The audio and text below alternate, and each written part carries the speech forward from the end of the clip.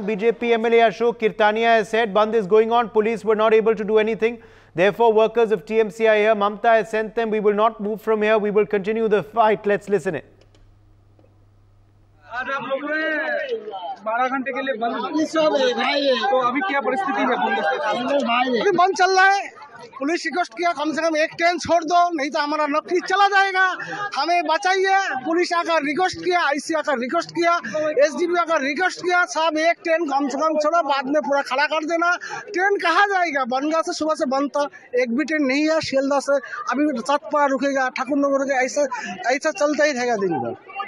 Request किया, साहब हमारा नौकरी बचाइए, साहब हमारा नौकरी बचाइए। सर अभी चालू है, देखिए ना, पूरा जनगण पब्लिक आ गया रुक के ऊपर, पूरा पब्लिक आ गया रुक के ऊपर, पूरा पब्लिक पैसेंजर जो लोग था ना, हम तो आकर शुरुआत किया सुबह 6 बजे से इतना टाइम, जो पैसेंजर लोग वही रुक के रखा ट्रेन।